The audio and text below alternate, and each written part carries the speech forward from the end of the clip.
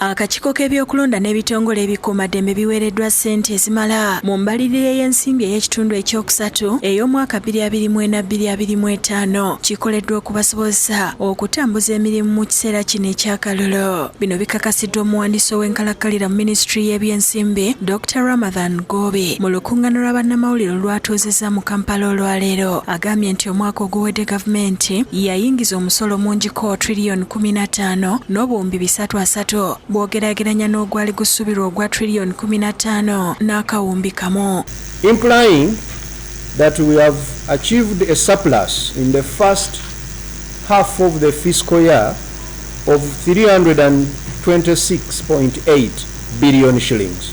Kati mu mbalirira y'ekitundu ekyokusatu ey'omwaka gw'ebyensimbi 2024-2025 minisitule y'ebyensimbi efulumiza trillion 15 mu obuwumbi 640 ng'obuwumbi 348 n'obukadde 300 bugenze mu minisitule y'ebyokwerinda, obuwumbi 83 n'obukadde 380 bugenze mu poliisi, olwo obuwumbi 40 n'obukadde 110 nezigenda mu kitongole ky'ebyamakomera.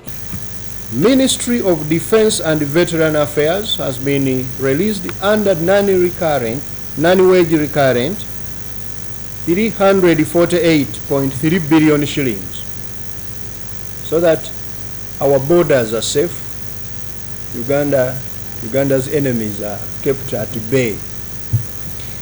Uganda Police Force to keep land order 83.38 billion under non-wage recurrent. Uganda Prison Services 40.11 billion shillings.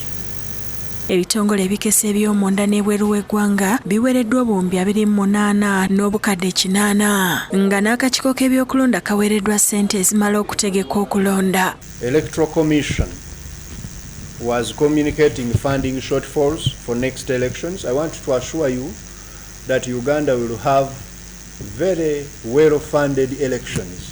Gobi agambye nti ebyenfuna by'eggwanga byeyongedde okukula era nti biri ku bitundu 6 n'obutundutundu 7 ku buli 100 bw'ogeraageranya n'omwaka 2023 we byakulira ku bitundu 5 n'obutundutundu 6 ku buli 100. Download the app on App Store or Google Play Store now.